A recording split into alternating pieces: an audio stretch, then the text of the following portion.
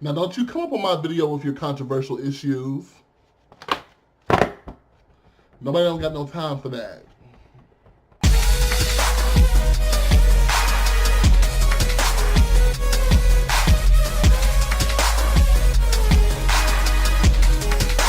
So let's just address something first before we go into the review.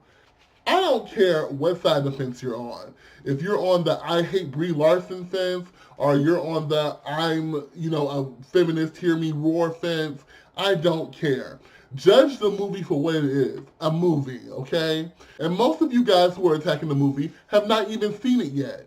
You're saying all these things about the movie. Oh, it's agenda. Oh, it's propaganda. Oh, it's horrible. It's boring. But what row did you sit in?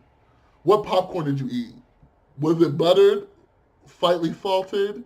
No, you didn't even go to the theater to see it? Okay, then I'm gonna need you to have a tall glass and shut the hell up. Oh, excuse me. That's how much I'm allergic to bullshit. I'm so tired of people getting upset because Brie Larson made a comment that was taken widely out of context. First of all, you go see the movie for yourself. Don't make judgments on a movie based off of what somebody else has to say about it. I mean, there are critics, there are reviewers like myself. I plan on being a big-time reviewer. Hopefully. But yes, there are reviewers, but that doesn't mean anything. Go see the movie for yourself, and if you like it, you like it. If you enjoy it, you don't like it, you don't like it. On the other side of the fence, if I have bad things to say about this movie, I am not a sexist. I am not a barbarian chauvinist. Please stop putting y'all's conflict into it. You're making it unenjoyable. Now let's get on to the fucking review. I'm tired of talking about it, okay? So, here's my thoughts on Captain Marvel. It was okay. There were issues with it, but there were good parts about it too. There were boring parts, there were exciting parts. The problem with this film is it's an origin story, which some origin stories can be very good. I happen to like the original Spider-Man trilogy origin story by Sam Raimi.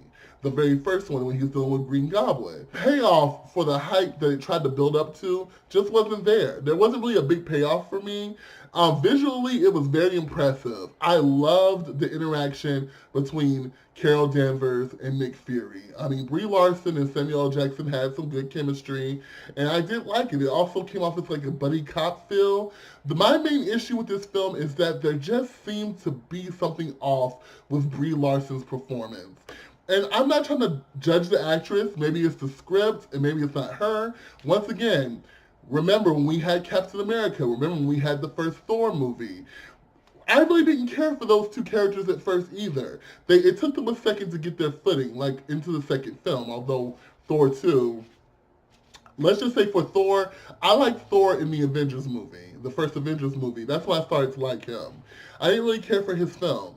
Captain America, I was okay. The first Captain America film was decent, but Chris Evans really didn't come into his own until Avengers and until Winter Soldier. That's when I loved Captain America. Captain America easily became my favorite Avengers team member. With it being so close to Avengers Endgame, and now we're introducing Miss Marvel. I keep saying Miss Marvel. I apologize.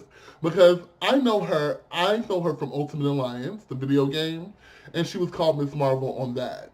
And I remember her from the old X-Men cartoon when Rogue stole her powers. She was called Miss Marvel. She was very powerful. She was one of my favorite playable characters to play.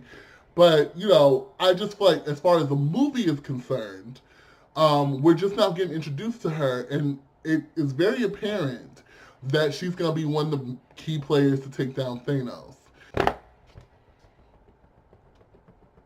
I'm just not sure how I feel about that. The character didn't do it for me, and like I said, this is her first film, and she needs to get her footing. The problem is, they didn't make Carol Danvers vulnerable. And it's not because she's a woman that she has to be vulnerable, but I like my heroes to have a good, getting over the hill story, a good story of triumph. And I don't feel that when you're OP the entire movie, where you're just this strong character the entire movie who never, has any emotions or never has any vulnerability added to your character. You're just expected to be on top of things, and the way you're written is that you're on top of things all the time. That's just it's problematic for me. There have been other movies in the past who've done that, and I just really haven't enjoyed those characters. Um, so I just don't like that kind of narrative where the main character just has no vulnerability, has no good emotions that we can relate to. And that just really kind of upsets me a little bit that they did that to Miss Marvel, because I was really expecting this movie to be epic. It had the framework to be epic. It just fell short of being epic by a wild proportion. But by no means is it a bad movie. I would advise that if you are a Marvel fan, that you go see this film, because it's very intuitive to Endgame.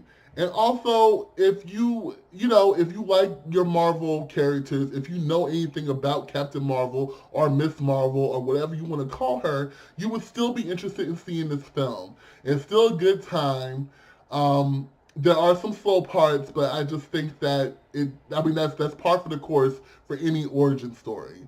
So I give Captain Marvel a 5 out of 10. And the only reason I'm giving her a 5 out of 10 is because I just emotionally didn't connect with the movie. Maybe if I saw it a second time, I would enjoy it. But I did enjoy it. I enjoyed the action. I enjoyed seeing her power up. I love seeing this heifer go Super Saiyan. That was wonderful. And I love seeing her utilize her powers. So, you guys, have you seen Captain Marvel? Let me know. Hit the like, comment, and subscribe button below. There's a lot more content to come. I can't wait. This is a brand new channel. A lot of reaction videos are coming as well. And hit that notification bell so you'll know when I have a new video coming up. And remember this. It's a movie, people. It ain't that damn serious.